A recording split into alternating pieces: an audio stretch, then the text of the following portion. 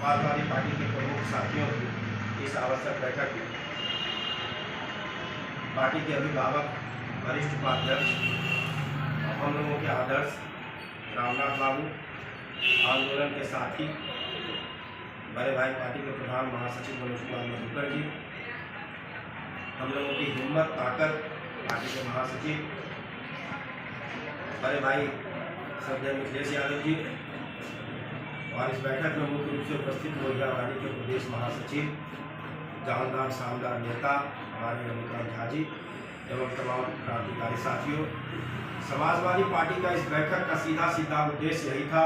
कि हम पिछले दिनों लगातार आंदोलन में थे, लगातार आंदोलन कर रहे थे। हम पिछले दिनों किसान के सवाल को लेकर के, जिले के कई एक ज्वलंत समस्या को लेकर के, बढ़ते प्रशासनिक जुल्म, तानाशाही और खास करके सरकारी लुटेरे और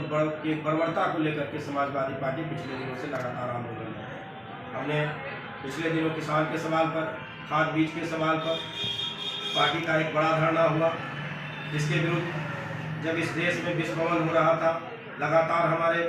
राष्ट्रपिता महात्मा गांधी को गाली दी जा रही थी, किसानों पर लाठियां बरसाई जा रही थी, तब हम समाजवादी पार्टी के लोगों ने एक बार पुनः मुखर क्रांति का शंखनाद करते हुए सड़क पर उतरे और इस तानाशाह सरकार, भर सरकार का पुतला दहन करने का काम किया। अब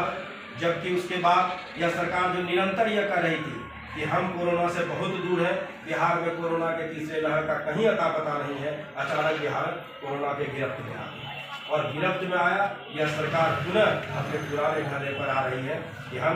नाइट कर्फ्यू लगाएंगे, हम लॉकडाउन लगाएंगे। और पुलिस को ये सीधा हिदायत दे दिया गया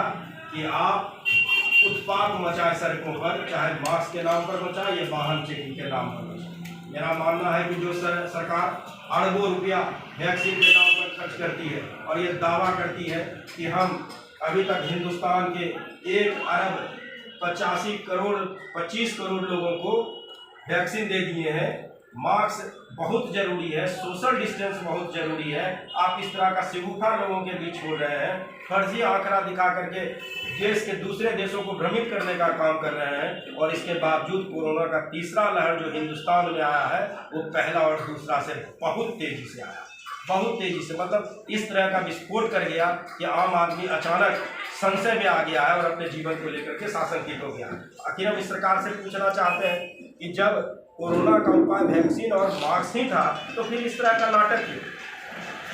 फिर आप क्यों जनता को कर्फ्यू